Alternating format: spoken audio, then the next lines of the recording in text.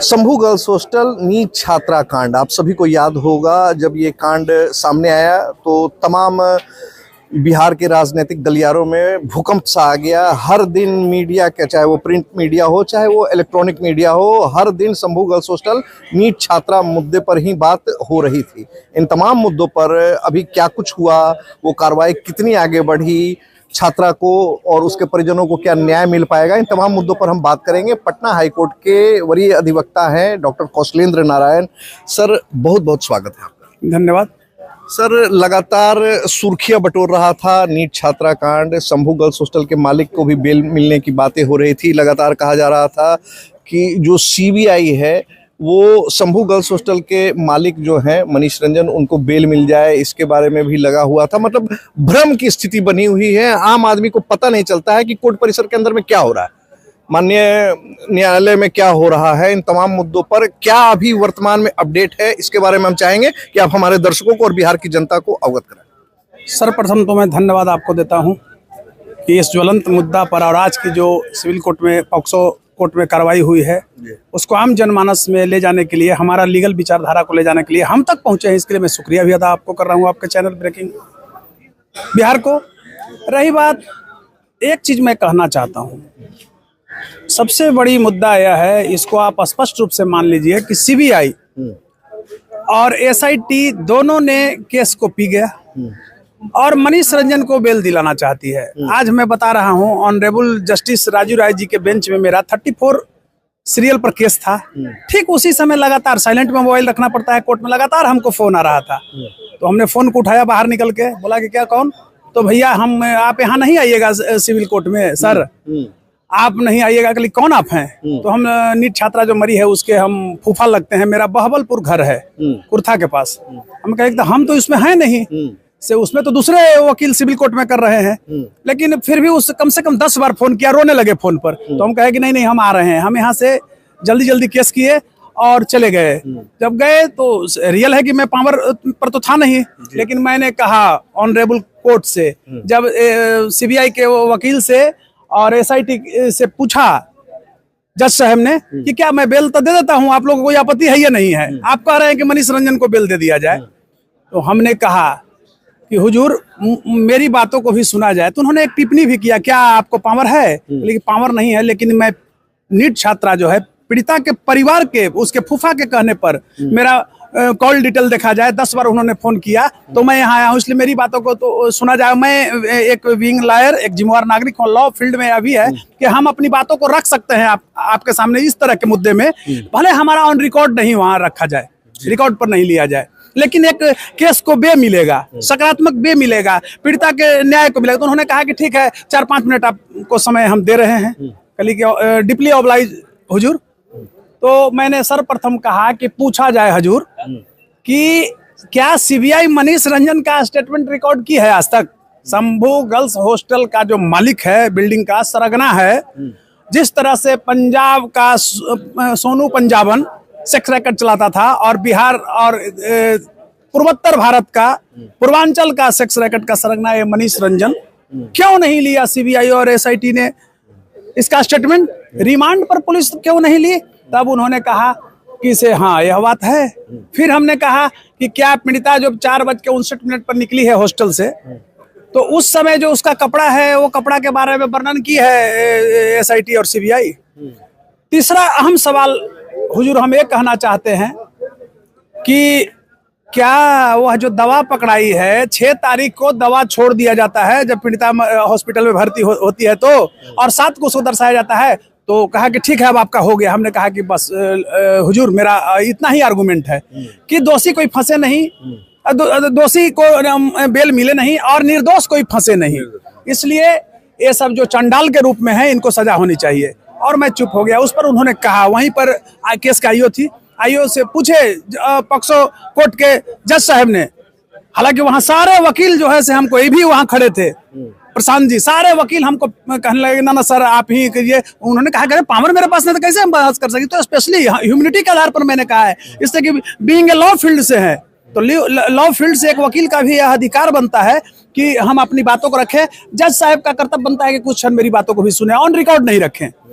तो इसी बीच मैं बता रहा हूं, उन्होंने कहा कि क्या 6 तारीख को दवा बरामद हुई थी, तो सर दवा वहां देख करके, ये देखिए आईओ का स्टेटमेंट है, 6 को हम नहीं उठाए थे वो पत्थर दवा का, हम 7 तारीख को उठाए हैं। अच्छा 7 को उठाए हैं। तो उधर से सिखा रही है एसआईटी के जो डीएसपी है अन्नू कुमारी कि 7 के हजूर नहीं 6 को ही। तो उन्होंने डांटा, कहा कि आप चुप रहिए, आपसे नहीं पूछ रहे हैं।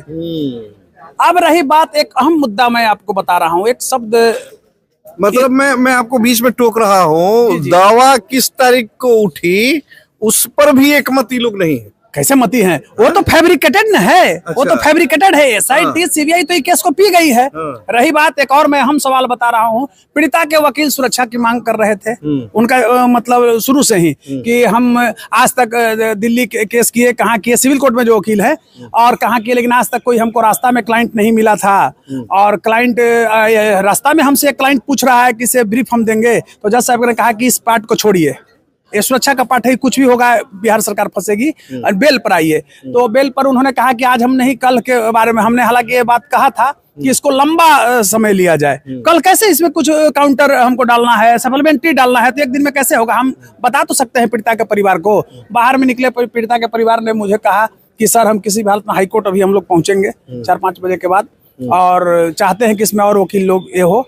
हमने कहा कि दरवाजा खुला है आपके लोगों के लिए, और मनीष रंजन को बेल कभी नहीं होगा। मनीष रंजन एक दरिंदा है, और इस केस को शुरू से मैं देखा हूं, लड़ा हूं, तो हमारी मानवता सिसक कर रो पड़ी है। मेरे अंदर दुख है, क्षोभ है और मौत सी मायूसी है कि कैसे एक अपराधी को एसआईटी और सीबीआई हंसते हंसते बेल दिलवाना चाह रही है, और हम लोग तमाशा देख रहे हैं, मजबूरी है।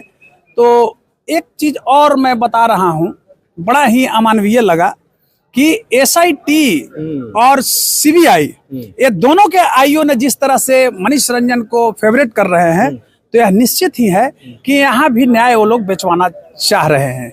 और सीबीआई का जो वहाँ डीएसपी आ रहे हैं, डीएसपी स्तर के जो पदाधिकारी हैं, उनको तो कुछ आता ही नहीं है, वो तो खाली फाइल लाते हैं, किसी अपने वकील को ऐसा दिखाते हैं, एक शब्द नहीं जवाब दे पाते हैं।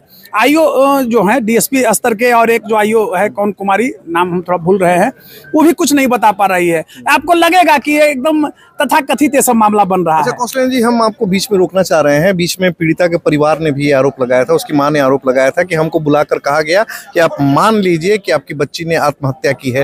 तो क्या लग रहा है कि अभी भी पुलिस वाले, एसआईटी और सीबीआई जो है, तमाम लोग जो है अभी इसी बिंदु पर काम कर रहे हैं क्या? देखिए, मैं शुरू से ही कहा था कि यह बहुत हाई प्रोफाइल मामला है, एक सिंडिकेट है, सेक्स रैकेट का सिंडिकेट है।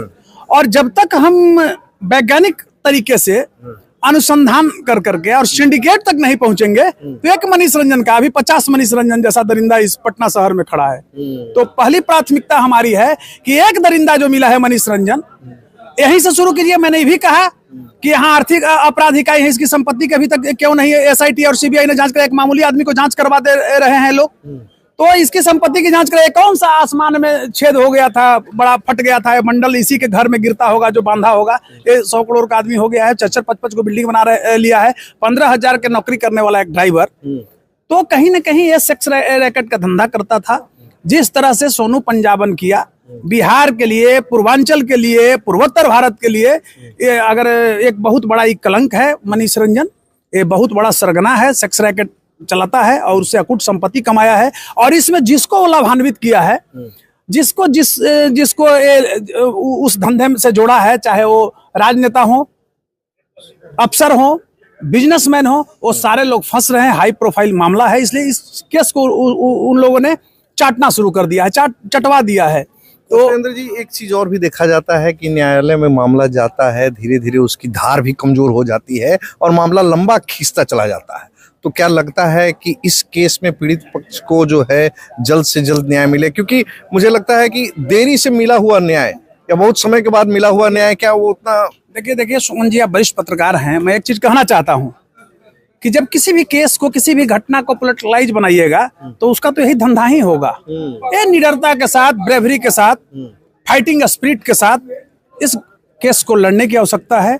और हम चाहते हैं कि मनीष रंजन जैसा दरिंदा सलाखों के अंदर रहे, सड़ जाए, उसके आजीवन कारावास हो पॉक्सो एक्ट के तहत। अब तो पॉक्सो एक्ट लिए, देखिए दुर्भाग्य है कि पॉक्सो एक्ट का आदेश हुआ है, अभी तक कोर्ट में ये लोग लगाया नहीं है पॉक्सो एक्ट, वहां के पीपी को लगाना चाहिए। तो मैं कहना चाहता हूं कि मतलब जब पूर्ण रूप इतना से- हाई प्रोफाइल मामला है, इसकी गूंज बिहार से बाहर सुनी जा रही है, फिर भी लग नहीं रहा है कि तमाम मापदंडों को सही ढंग से पूरा किया जा रहा है। मैं एक बात आपको कहना चाहता हूं, बड़ा हंसी आता है, शर्म आती है, मानवता शीर्षक कर रोती है कि पूरी तरह से यह फैब्रिकेटेड मामला है। और इस रूप में कहूंगा कि इस केस में कॉन्स्टिट्यूशनल ब्रेकडाउन करा दिया है एसआईटी और सीबीआई ने, जो बड़ा ही शर्मनाक है। जितनी निंदा की जाए वो कम होगी। पीड़ित पक्ष के लिए क्या कहेंगे, बिहार की जनता को आप क्या संदेश देना देखिए, पीड़ित पक्ष का कल भी सुनवाई है, मनीष रंजन का बेल पर कल का डेट रखाया है। तो मैं कहना चाहूंगा कि जो मेरी क्षमता है, मैं शुरू से ही आप देखे होंगे इस केस को मैं बिल्कुल उजागर किया, पहले भी संवाद लाइटेड किया और निःशुल्क मैं लड़ रहा हूं और निर्भीकता के साथ मैं लड़ रहा हूं। कहीं कोई मेरा ये नहीं है, लेकिन इतना जरूर मेरे अंदर एक जज्बा है, एक लीगल जो मेरा कर्म बनता है उसके तहत कि इस दरिंदा को बेल, मनीष रंजन जैसा दुर्दांत अपराधी दरिंदा कहा जाए। देखिए, उदंड एक कहावत है कि 1 गुना चरित्रहीन से 100 गुना उदंड मतलब अच्छा होता है।